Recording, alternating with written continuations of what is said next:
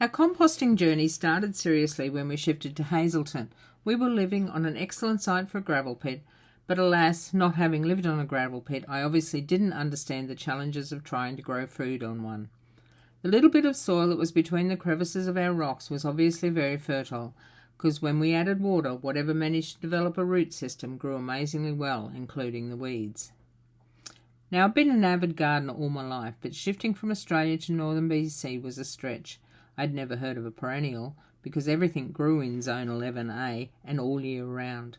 So the time of year you threw the tomato seeds onto the ground didn't really matter, hence no perennials needed.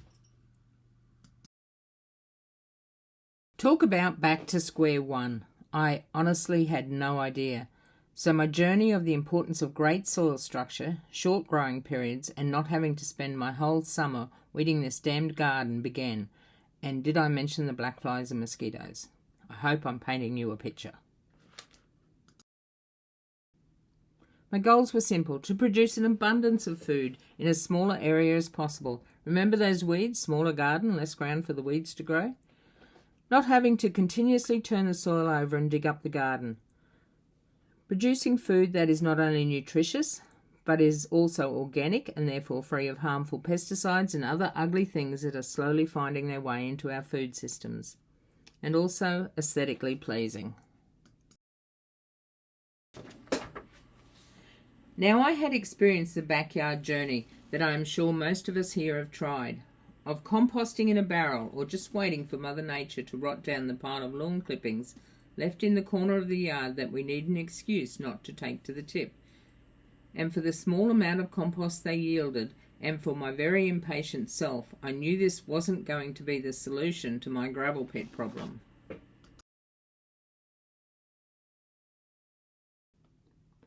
So a few years of research and small experiments along the way led us to thermal composting. Now, there isn't a lot of information out there in that black hole we call Mr. Google, just the odd mention here and there, but I was up for the challenge. I was going to have my Garden of Eden. I was finally retired, and come hell or high water, it was happening. Now let's get serious, because it is a serious matter. Thermal composting is a process of rapid decomposition that takes place at high temperature. This decomposition is performed mostly by bacteria adapted to working at high temperatures in order to break down organic material quickly and efficiently. Requirements for thermal composting, and we'll go into these further on the following slides. Size of your pile, contents of your pile, thermometer, machinery, oxygen and water, and approximately 3 months and then a cool down period. Let's start with the size of the mound. Our mound started about 6 to 8 yards long and wide and about 5 yards high. We try and start in May when the ground is defrosted enough to get the bedding straw, manure and bales into a pile and mix it up. The hay is still usually fairly frozen when we start. The outside of the mound acts as a thermal barrier to the inside, and temperature is hot enough for thermal composting at about 2.5 feet in, hence the need for large piles. Contents of our compost.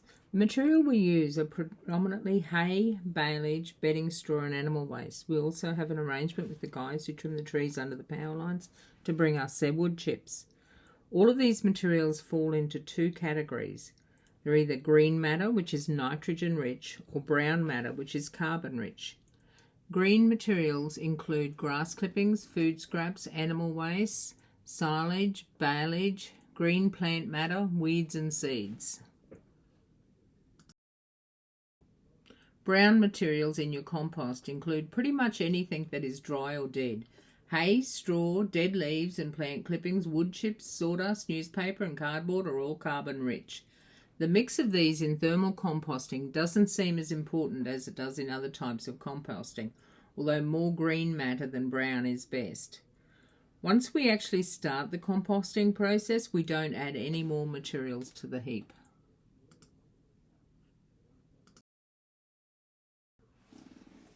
A composting thermometer is imperative to thermal composting. They need to be sturdy, long enough to reach deep inside the compost heap, and preferably have clearly marked temperature ranges for the different types of composting. The outside of your pile tends to be drier and much cooler and almost inactive. It acts like a protective barrier to all the magic going on inside your mound. Your thermal thermometer needs to be at least 2.5 to 3 foot long. They aren't always easy to find and will range in price from $1 to $200. Compost thermometers are the only way to accurately tell if your pile is composting effectively and when it is ready to start turning.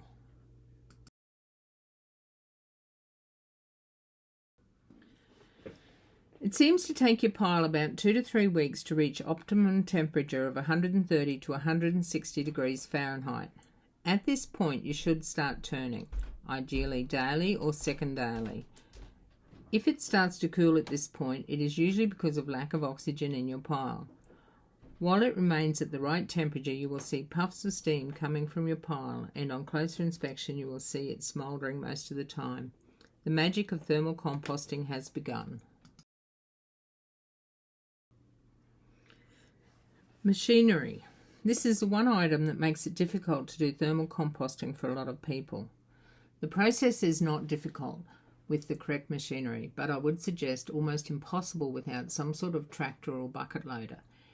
It is imperative that it is turned at least every couple of days. You must keep oxygen and moisture in the pile. Without it, it quite simply cannot turn into compost.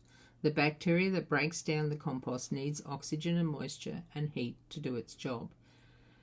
To be successful, it also needs to be a fairly large pile, and the logistics of turning it regularly, ensuring the temp remains above 130 degrees Fahrenheit, is almost impossible without this machinery. It is also very hot. You cannot touch it.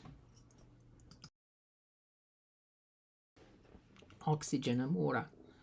We have found turning the pile first thing in the morning while the dew is still on the ground is the easiest way to introduce moisture to the mound. Turning it also introduces more oxygen into the pile. Both these ingredients are very important in the fast breakdown of the green and brown matter into beautiful compost. It needs to be turned at least every second day, certainly no more than every third day. Once the pile starts to cool down, it takes a couple of weeks to get warm again.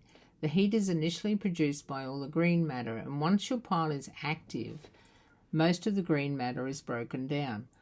We also find having your compost in the shade helps to prevent the drying, and interestingly, if your mound is facing south in full sun, the temperature is always cooler in your mound on the southern side, possibly because of the lack of moisture on that side.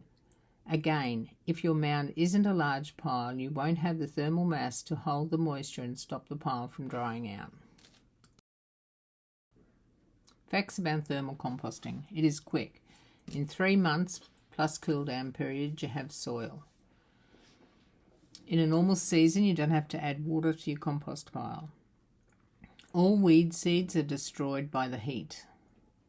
It does not smell and there are no flies if it is worked properly. Our gardening and how it has changed since learning about thermal composting. Our beds are raised to about 1 foot deep. The first year we put them in, we filled them with our own cooled thermal compost. Each year since then, we have top dressed it with about 1 inch of compost in the autumn and then covered the soil with pea straw.